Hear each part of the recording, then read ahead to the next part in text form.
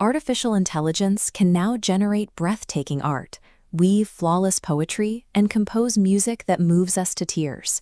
We experience a profound sense of cognitive dissonance when we realize these deeply emotional works were spun from a lifeless server rack. If a machine can perfectly mimic the outputs of human expression, is it actually experiencing life, or is it merely performing it? This external perfection is an illusion. Simulating the outputs of a soul is entirely different from actually possessing one.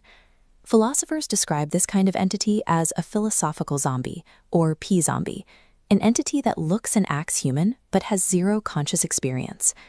John Searle's Chinese room thought experiment illustrates this. Imagine a person in a room following a rulebook to sort Chinese symbols. They output coherent sentences, but they don't understand a single word. They follow syntax, but they possess no semantics. What is missing is qualia, the subjective what-it-is-likeness of an experience. It is the sharp sweetness of a strawberry or the warmth of a fading sunset. A large language model manipulates mathematical symbols with precision, but it has absolutely zero qualia. Modern AI systems are highly sophisticated P-zombies.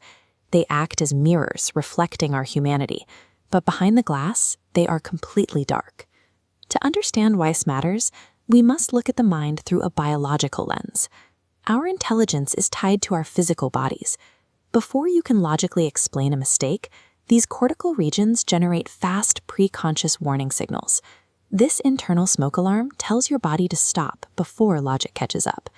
AI relies on forward-moving reasoning. It lacks this physiological mechanism to detect reality mismatches. This missing neurobiology is why an AI can confidently hallucinate. Intelligence requires the biological capacity to physically feel that something is wrong. The mind cannot exist without the vulnerabilities of the body. This brings us to the paradox of perfection. An AI is a static, closed system, while human intelligence is a dynamic, adaptive process driven by our own flaws. Technologists often treat the human capacity for error, pain, and contradiction as bugs to be optimized out of our biological programming. But the physical sting of a mistake anchors our learning. Because we feel the friction of being wrong, we develop creativity, forgiveness, and wisdom. These aren't just concepts, they are strategies for surviving a world where we can be hurt. By attempting to engineer all friction and pain out of our machines, we are engineering out the exact mechanisms that make consciousness possible.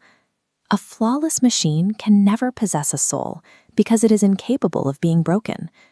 An AI can output thousands of words describing grief or regret, yet it has never been shaped by the heavy physical burden of those experiences. The soul is the accumulated friction of living in a fragile body in a dangerous world. It is the texture left behind by consequence. A server rack is immortal and disembodied. Humans, on the other hand, live with the constant awareness of our own mortality, the knowledge that everything we love will one day end. The soul depends on consequence. Without the capacity to suffer or the inevitability of death, true meaning has no anchor. We do not need to fear AI replacing the human soul. The machine operates entirely outside the realm of consequence. The machine's flawless execution reveals its lack of life. It performs without the weight of being alive. When we strip away the technological focus, we find the beauty of our own messy, vulnerable existence.